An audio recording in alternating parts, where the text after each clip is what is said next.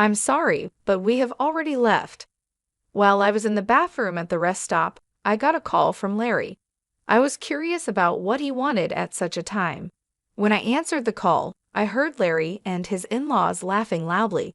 "What's going on?" I asked. He told me something shocking. "We're going to have fun with the family. You can go back home and clean or something."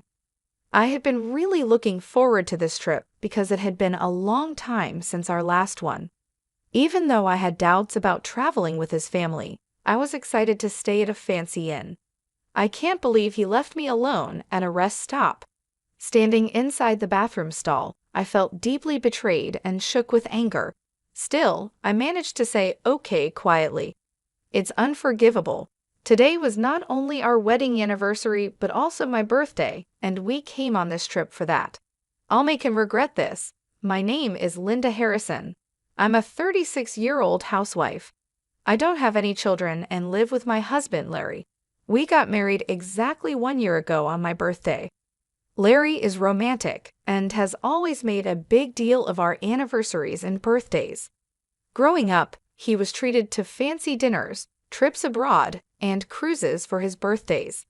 It seems those childhood memories have stayed with him because he loves celebrating special days in a big way. Now that we're married, Larry's family is wealthy.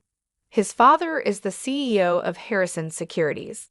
My mother-in-law has fully embraced the wealthy lifestyle, and Larry, as the heir to the company, sometimes acts a bit spoiled. But I married him because I knew he cherished me. We met at a matchmaking agency where men from wealthy families like Larry were popular. I almost gave up on finding someone there. When I met him, I was lucky because I seemed to be his type, which led to our marriage. It might have helped that I wasn't just looking for someone rich. I had always dreamed of getting married, and I was thrilled when it happened. But I didn't know that after getting married, my life would start to get tough. A year ago, Larry and I started our married life in a one-bedroom apartment in the city. Larry wanted a bigger house, but I didn't think it was necessary since it was just the two of us. I suggested we live within our means for now, and we could always move later. Even though we were in the city, our rent was expensive at $2,300. As a housewife, this made me feel guilty. "Don't worry about it, my dad will handle it," Larry said. Although he was the heir and worked at Harrison Securities, I thought there should be some fairness with other employees. I wondered if it was really okay. But the next month, his salary went up by $800. "Your dad's amazing to be able to increase your salary just like that," I said. "It was time for a raise anyway. I won't let you face any hardships, Linda. Count on me," Larry replied. Even though Larry relied on his father's influence for money, I felt thankful for the raise and didn't argue. "By the way, I'm having dinner with my parents tonight," he added suddenly. "Is it like a business dinner?" "No, just a family dinner. I think I'll be back by 12. Take care." I was surprised. Even after marrying me, Larry casually mentioned having dinner with his parents on a regular evening. Caught off guard, I watched him say he should get going and then leave the house. Dinner on a weekday? Well, today is Friday after all. I hadn't heard about Larry planning to have dinner with his in-laws. Usually, as his wife, I'd be invited too. Not that I wanted a free meal, but it's important to build a good relationship with one's in-laws. I couldn't understand Larry's actions and started feeling unsure about our married life. After that dinner incident, Larry often went to his parents' house for reasons like, "It's my cousin's birthday," or "Mom asked me to come over." As a first-time bride, I just agreed, thinking this was normal. But when I had dinner with a friend one day and Larry was absent, she was surprised. "He goes home that often and leaves you alone for a cousin's birthday." "That's crazy," she said. She had been married for 6 years and knew more about married life than I did. Realizing that her reaction was normal, I felt embarrassed. "You're right, it's weird, but Larry says it's normal." "Seriously, don't take this the wrong way, but hasn't he really grown up yet?" she commented. Her words made me think. It's unusual for a 38-year-old, even one set to take over his dad's business, to prioritize family matters so much after getting married. I regretted not seeing Larry's true nature before marrying him. Returning home after dinner with my friend, I felt sad. "I'm home, Linda. Where have you been? Isn't it normal for a wife to cook dinner and wait for her husband, Mrs. Harrison?" To my surprise, my mother-in-law was in the living room. Larry was out, maybe at a convenience store. "Why are you here? Weren't you and Larry supposed to dine out tonight?" I asked. "That got canceled because of some issue at the restaurant. I thought Larry had messaged you just a bit ago." "Didn't you check?" she pointed out. I checked my phone and indeed, 22 minutes ago, Larry had messaged that he'd be home early, but I had just gotten off the train. There was no way I could have gotten home and started dinner so quickly. "Yes, he did message, but I only saw it just now." What the heck? This is the problem with kids from single-parent households. You can tell they weren't raised right, my mother-in-law said harshly. Her words hurt me deeply. Indeed, I was raised by a single mother after my mom gave birth to me, and my father passed away due to an illness. Despite that, my mother raised me with a lot of love. I wished she wouldn't say things that put down my mother's hard work. It has nothing to do with being raised by a single parent. I just hadn't seen the message yet.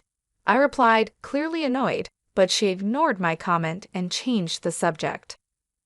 "Well, anyway, I've always thought this, but your house is quite small." "I think it's average. It's just right for the two of us." "You can't be serious." I feel sorry for Larry living in such a cramped space. My interactions with my mother-in-law continued to stress me out. Both my mother-in-law and father-in-law, maybe because they are wealthy, often seem to look down on others. That's why I never got along with them. Realizing that further conversation was pointless, I silently started to make dinner. Ignoring me, she turned on the TV. From that day, she started coming over unexpectedly more often, and even my father-in-law came a few times.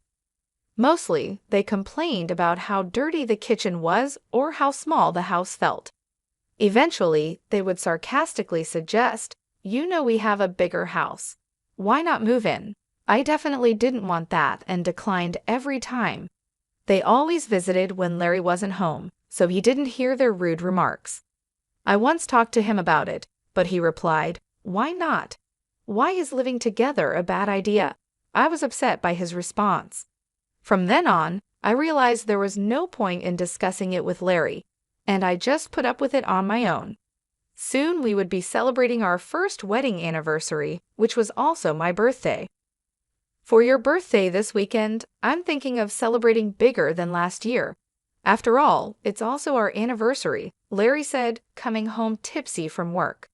Seeing his flushed face, I wasn't sure he meant it. Knowing he liked big celebrations, I felt a bit excited.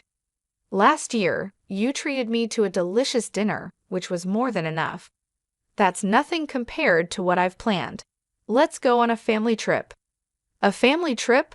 The term sounded odd just for the two of us.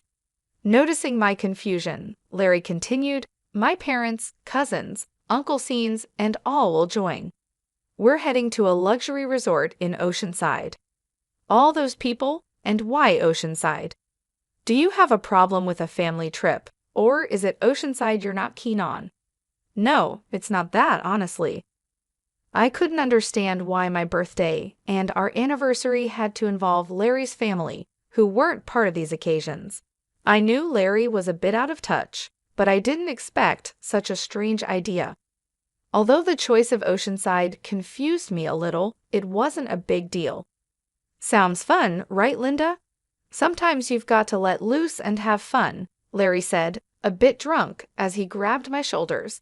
I found myself agreeing with him.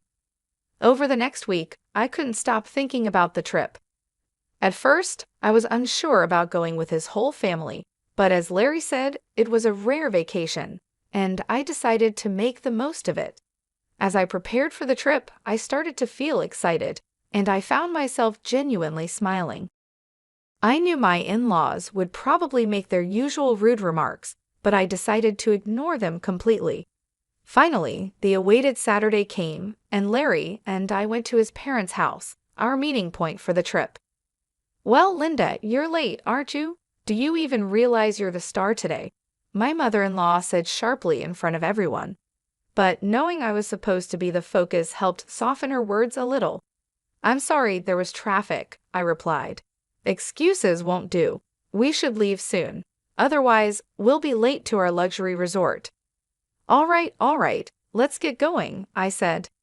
Despite their complaints about us being late, it was bearable. After all, they had been making such comments all year. Larry's cousin, who looked much younger than him and had a mean look in his eyes, made me wonder if everyone in the family was mean-spirited. My worry seemed justified when he made a demeaning remark. "This is Larry's wife?" Not what I expected. I looked away from him, figuring that reacting would only encourage them to criticize me more. I decided to act maturely. "I'm so excited. I've been to luxury resorts many times, but tonight's place costs $2,000 per person," I heard someone say. Hearing the price of $22,000 shocked me, and a sudden thought crossed my mind.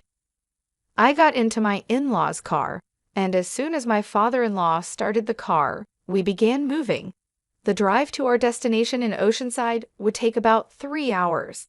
About an hour into our journey, we decided to take a short break at the next rest stop. "I'll be right back, heading to the restroom," I said. "All right, off you go," my mother-in-law waved dismissively, almost like shooing away a stray dog. I walked to the rest stop bathroom, feeling as if everyone's eyes were on me, or maybe it was just my imagination. Inside the bathroom stall, I took a deep breath, relieved that the trip had been uneventful so far. I hoped the rest of our journey would be just as smooth. Just as I was settling into that thought, my phone vibrated in my pocket. It was Larry calling. Expecting him to ask me to pick something up, I answered casually, "I'm still in the restroom, Larry." With what sounded like amusement, he replied, accompanied by the laughter of my mother-in-law, "Sorry, but we've already left." There was a moment of stunned silence on my end while laughter echoed from their side. "What do you mean?" I asked. Larry replied, "We're going to have fun with our family. You should just go home and clean, Linda dear. Today's trip is just for the Harrison family. It's a pity, but you'll have to stay behind. Goodbye." I was stunned. I had been looking forward to this trip for a long time. Having his family join us was a bit concerning, but I was excited about staying at a luxury hotel, and now they had left me alone at the rest area. I was shaking inside the restroom stall, feeling completely betrayed. Trying to keep my anger in check, I simply replied with a quiet "okay." This was unforgivable. Today was both our wedding anniversary and my birthday, and they had brought me on this trip. I was determined to make them regret this. After leaving the restroom, I called someone. The person on the other end was shocked and shared some surprising news. "Really?" I asked. "Yes," they answered.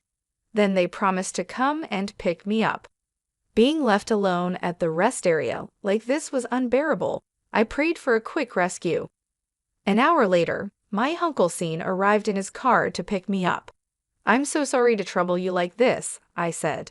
"It's okay, it's quite an unfortunate situation," he replied. "Yes, they're headed to a luxury hotel in Oceanside," I mentioned. My Uncle Scene thought for a moment, then seemed to realize something. "I think that's the case," I replied. "I'm really sorry, but can you please take me there? I'll take the train back." "Got it. The drive there is nice anyway," my Uncle Scene agreed happily. About an hour later, we arrived in Oceanside. Larry and the others had come here before us.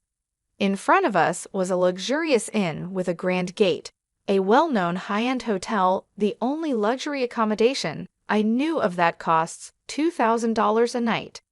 At the reception, I was told, "Dinner starts at 6:00 p.m. Please follow me." The person who greeted me with a smile was my mother. "Linda, it's been a while," she said. Dressed in an elegant outfit and smiling gracefully in a way that might seem formal to others, it was unmistakably my mother. This inn has been run by my mother's family for many years, and she currently holds the position of the innkeeper. After becoming a single mother, she began working at this inn. So to me, this place feels like home. I had called my mother from the rest area and was surprised to learn that there was a reservation today from Harrison Securities. I suspected they were going to a luxury hotel in Oceanside, but I never imagined they would be coming to the inn my mother runs. Of course, the family doesn't know that my mother manages this inn. What a terrible story, Linda. You can't just let this slide, my mom said. Yeah, I know. That's why I came here, I replied. Let's get you changed over here, she suggested as I prepared to greet them at the dinner table. An hour later, at 7:00 p.m., my in-law family gathered for dinner. I stayed in the next room to remain unnoticed, slightly opening the door to observe inside. The spa was amazing. I'd want to come here every day if I could. If it were closer, we could indeed come every day, one of them said. At the very least, if you become the CEO, we could afford to come here anytime, another added. Really, I'm looking forward to that. I mean, the subordinates handle all the work anyway. I want to become a CEO soon too, Larry added, thinking they were just among themselves, making some rather crude remarks. But when my mother appeared from the other side of the door and greeted them, the room went silent. Today, I will be in charge of serving you. Please let me know if you need anything, my mom said, bowing with perfect grace. There was a tangible tension among the family. However, when the food was served, they resumed their inappropriate discussions. Both my mother and I did nothing, simply watching as the plates emptied before them. It's great that we all could come. We got rid of the bothersome daughter-in-law, and the food is delicious. Perfect, one remarked. If you say that, she might get angry, you know, another cautioned. It's fine, she's not really one of us. To be honest, she never was. After all, it would be a shame to have a child from a single-parent family in our household, my mother-in-law said harshly. Hearing her mother-in-law's harsh words, my frustration boiled to an almost uncontrollable point. At that very moment, my mother entered the room with a dessert plate loaded with cake and fruit. Today, I've heard it's Miss Linda's birthday and also her wedding anniversary with her husband. When my mother asked where to place the cake for Miss Linda, the family looked at each other, confused. Nobody told you that, they mumbled. Excuse me, I'm the innkeeper, and I've clearly heard about it. Did Larry call? I didn't tell anyone, Larry muttered. There was an awkward silence, and the in-laws exchanged nervous glances. Finally, the mother-in-law raised her hand. I am Linda, she said, embarrassed. I was too embarrassed to mention it at my age, but thank you all for the surprise. Given that the only woman in the room was the mother-in-law, her reaction seemed appropriate. However, my mother just gave a faint smile, seeing her act. Hey, what's so funny? Is it strange to be surprised at my age? The mother-in-law asked. No, not at all. I wasn't thinking that, my mother replied. Then just bring the cake already, the mother-in-law demanded. Yes, but before that, there's something I'd like to share, my mother said calmly. I took a deep breath. Linda Harrison is my daughter. Everyone in the room looked shocked and raised their voices in surprise. Seeing an opportunity, I quickly opened the door from the adjacent room and stood next to my mother. Welcome, this innkeeper is my mother. It's a pleasure to meet you, I said. Larry exclaimed, Linda, why are you here? And what do you mean she's your mother? It means exactly that. This inn belongs to my family, and I also intend to take over this place someday, I explained. In truth, Larry had never met my mother before. Part of it was because my mother was busy with the inn, and Larry and his parents also insisted on not meeting her face to face. Larry had called me for our wedding introduction, but he never met her in person. I showed my mother a picture of Larry and explained who he was. It was an unconventional introduction, but I believed my mother had accepted him. From your earlier conversations, could you please refrain from mocking and belittling my mother for being a single parent? I asked. We just stated the facts, they replied. What's with the sudden drama? What grudge do you have against us? They continued.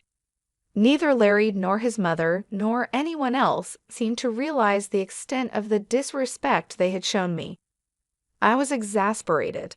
I let out all the anger I had been holding back. If I have any grudges, it starts with you, Larry. I thought you were a good person when we got married, but it turns out you're too attached to your mom. You married me, so you should put me first, right? Don't team up with your parents to make fun of me. Larry was speechless, unable to argue against my points. My mother listened quietly to my outburst. Turning to my in-laws, I asked, "Why do you treat me this way? If I'm such a nuisance, I can leave the Harrison family right now." "You'll become a lonely, poor single woman, yeah? Are you sure about being alone?" Both the mother-in-law and Larry sneered. Looking between my mother and me, I stared back firmly. "It's okay, actually. I'm pregnant, so I won't be lonely. And if I inherit this I won't have any financial worries." The truth was, I found out I was pregnant last week and hadn't told Larry yet. Only my mother knew, which is why she wasn't surprised. "A child? What are you talking about? I haven't heard about this," Larry said, confused.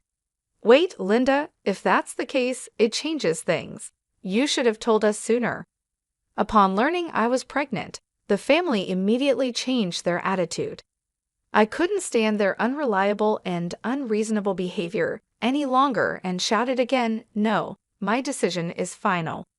Let's proceed with the divorce through lawyers.